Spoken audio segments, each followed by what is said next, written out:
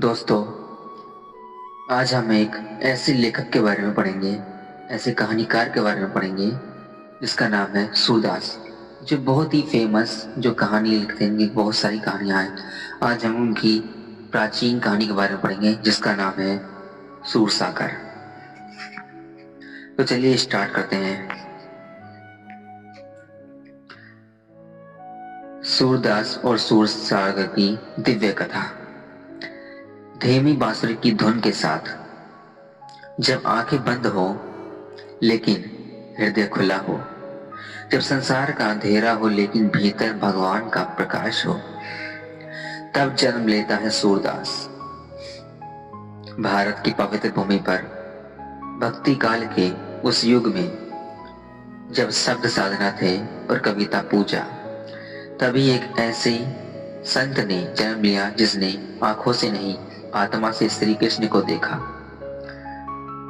इतिहास आज भी एकदम नहीं है कि सूरदास का जन्म कब और कहां हुआ। कुछ विद्वान कहते हैं सीही गांव, फरीदाबाद, हरियाणा। जन्मकाल 1478 ईस्वी के आसपास हुआ था।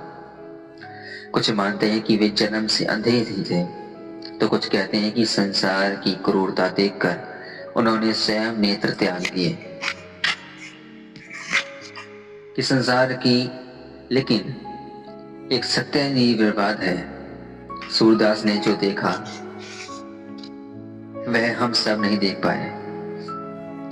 सूरदास के लिए अंधापन कोई अभिशाप नहीं था, वह तो ईश्वर की दी हुई वह दृष्टि थी जो बाहर नहीं भीतर खुलती है।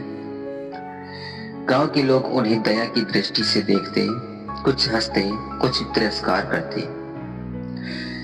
लेकिन वही सूरदास जब गाते, मैया मोरी मैं नहीं माखन खायो, मैया मोरी मैं नहीं माखन खायो, तो लगता मानो स्वयं नंदलाल सामने खड़ा हो।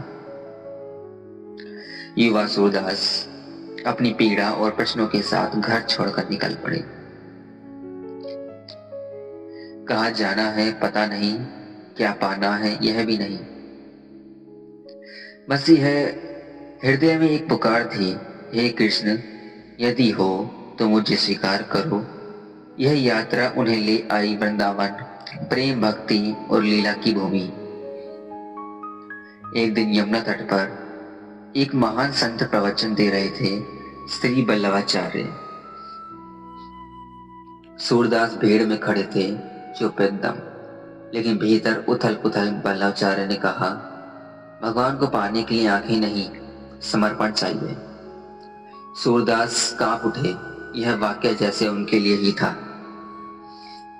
बल्लभाचार्य ने सूरदास को पुष्टि मार्ग की दीक्षा दी और कहा, तुम कृष्ण का गुणगान करो, तुम्हारी वाणी स्वयं वेद बनेगी। उस दिन के बाद सूरदास का जीवन बदल गया। अब वे भिक्षा नहीं मांगते थे, वे भक्ति बांटते थे। सूरदास ने जो गाया वह केवल कविता नहीं थी, वह था बाल कृष्ण की हंसी, यशोदा का डांटना, गोपियों का मान, राधा का मौन प्रेम। धीरे धीरे इन पर्दों का संग्रह बना।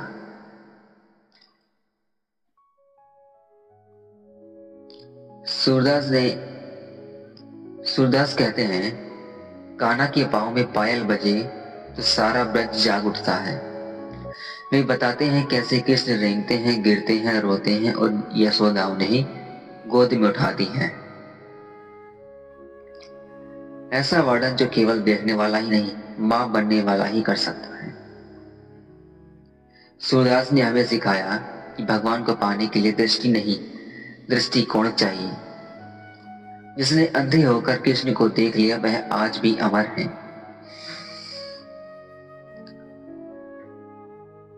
यदि भगवान को समझना हो तो उन्हें सिंहासन पर मत देखो, उन्हें देखो मां की गोद में सोते हुए। और यही किया सूरदास ने।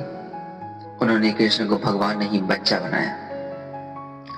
ब्रज की गलियों में जब सुबह होती है तो सूरज भी धीरे निकलता है, क्योंकि नंद के आंगन में कान्हा अभी सो रहे होते हैं। यशोदा मैया बार बार झुककर देखती हैं कहीं उठ तो नहीं गया। और सूरदास अपनी आत्मा की आंखों से यह सब देख रहे होते हैं। सूरदास लिखते हैं, सौवत श्याम ललना मुखट लटकायो। इसका मतलब है कृष्ण सोते हुए ओंठ फुलाए हुए हैं, हाथ मुट्ठी में बंद, मानो सपना देख रही हो। यशोदा सोचती है, न जाने क्या सपना होगा मेरे लाला को। क्या वह जानती थी कि उनका बेटा पूरे ब्रह्मांड को सपने में देख रहा है। अब वही कहना जो अभी सो रहा था, थोड़ी देर में माखन चोर बन जाता है। गोपियां शिकायत लेकर आती हैं, यशोदा तेरो लाला आज फिर माखन खाए हो। यशोदा हंसती है, अरे मेरे लल्ला ने, वो तो अभी छोटा है। सूरदास का यह पद सूर सागर की आत्मा है।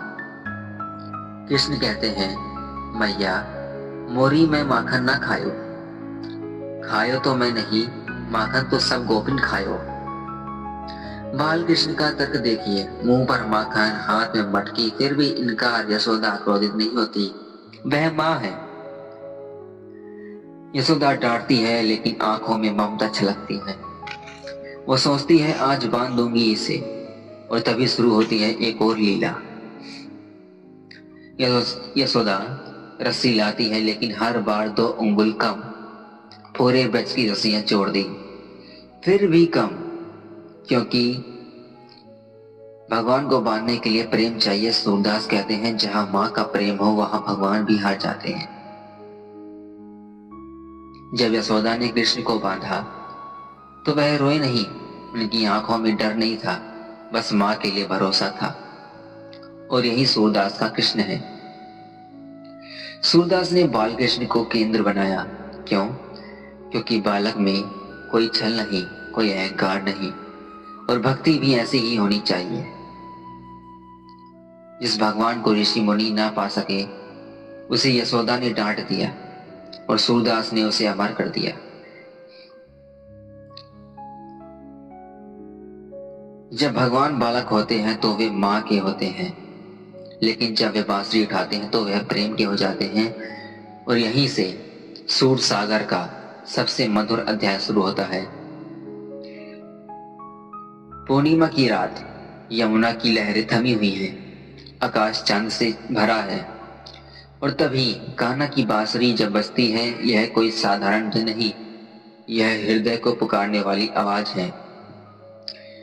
सूरदास कहते हैं, यह धुन सुनकर गोपियां घर भूल जाती है, लोक लाज भूल जाती हैं, खुद को भी भूल जाती हैं। लोग कहते हैं गोपियां तो गांव की साधारण स्त्रियां हैं, पर सूरदास कहते हैं नहीं, वे तो साक्षात जीवात्माएं ही थी और परमात्मा की ओर दौड़ पड़ी। कृष्ण आते हैं, मुस्कुराते हैं, लेकिन गोपियां रूठ जाती हैं। क्यों? क्योंकि प्रेम केवल मिलन नहीं, अधिकार भी है। सूरदास लिखते हैं, आज श्याम मोसे बोलत नहीं, गोपियां का मान भक्ति की ऊंचाई है। सूर सागर में राधा का नाम कम आता है, लेकिन उनका भाव हर जगह है। राधा बोलती नहीं, क्योंकि उनका प्रेम शब्दों से परे है। सूरदास की राधा आंसुओं में भी कृष्ण को देखती है। जब रात शुरू होता है तो कृष्ण हर गोपी के साथ है, पर कोई ईर्ष्या नहीं, क्योंकि यह देह का नृत्य आत्मा का मिलन है। सूरदास कहते हैं, भगवान उतने ही हैं जितनी सच्ची भक्तियां हैं। और फिर कृष्ण चले जाते हैं, ब्रज सुना हो जाता है, बांसुरी खामोश। गोपियां रोती हैं, पर टूटती नहीं, क्योंकि वह विरह भक्ति को और पवित्र बनाता है। उद्धव आते हैं ज्ञान का संदेश लेकर, लेकिन गोपियां हंसती हैं। वो कहती हैं, जिसने प्रेम को नहीं चखा वह ज्ञान क्या समझे। सूरदास यहाँ भक्ति को ज्ञान से ऊपर रखते हैं। सूरदास सिखाते हैं, भगवान को पाना है तो बुद्धि से नहीं, प्रेम से। और यही है मार्धिव भक्ति। जहां प्रेम है वही कृष्ण है, और जहां कृष्ण है वही सूरदास है।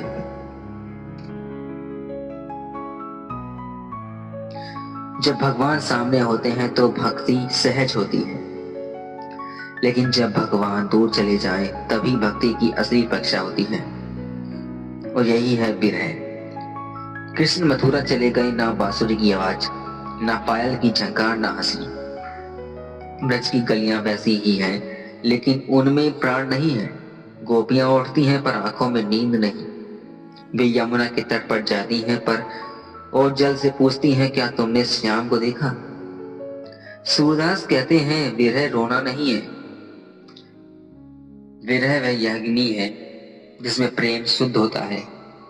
गोपियां हर क्षण कृष्ण को याद करती हैं, हंसते हुए, रूठते हुए, चुप रहते हुए। कृष्ण गए नहीं, वे अंदर बस गए हैं।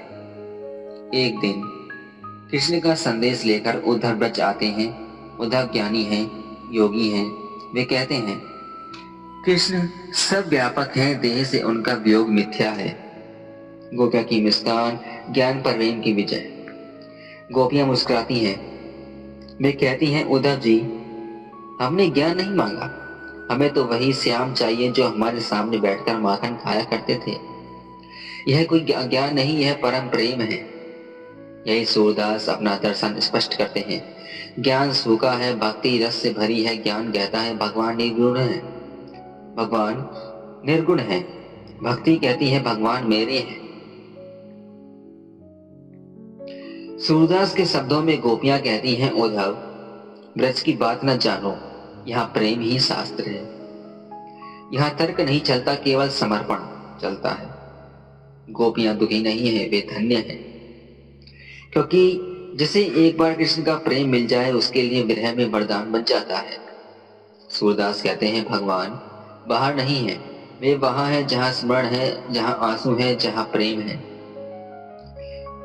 विरह वह दीपक है जो आत्मा के अंधेरे को जलाता है, और जो इस दीपक को जलाए रखता है वही सच्चा भक्त है।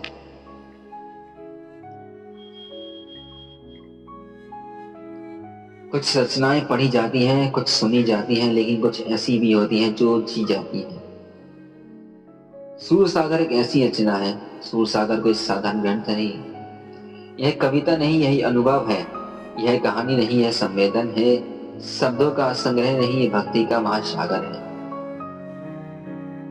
सूर सागर में बाल कृष्ण की लीलाएं हैं, यशोदा का वात्सल्य है, गोपियों का प्रेम, राधा का मौन है, विरह की अग्नि है और भक्ति की पूर्णता है। सूरदास ने भगवान को मंदिर से उतारकर जीवन में बैठा दिया। सूरदास आंखों से अंधे थे, लेकिन उन्होंने जो देखा वह राजाओं ने नहीं देखा, विद्वानों ने नहीं देखा, योगियों ने नहीं देखा। उन्होंने देखा भगवान को मनुष्य बनते हुए। सूरदास का कृष्ण निर्गुण, वह ब्रह्मा नहीं। वे रोते हैं, हंसते हैं, रोते हैं, डांट खाते हैं, क्योंकि सूरदास जानते थे जिस भगवान से डर लगे उससे प्रेम नहीं होता। सूरदास का संदेश साफ है, भगवान को पाना है तो डर से नहीं, प्रेम से। गोपियां इसलिए महान है क्योंकि उन्होंने कुछ मांगा नहीं, उन्होंने बस कृष्ण को चाहा। कर्म कहता है कर्तव्य करो, ज्ञान कहता है समझो, भक्ति कहती है समर्पण करो। सूरदास कहते हैं तीनों आवश्यक है, लेकिन अंत में भक्ति ही बचती है। आज का मनुष्य थका हुआ है, डरा हुआ है, अकेला है। सूरदास कहते हैं भगवान को खोजने कहीं दूर मत जाओ, उन्हें अपने आंसुओं में स्मरण में प्रेम में खोजो। सूरदास चले गए, लेकिन उनकी वाणी आज भी जीवित है।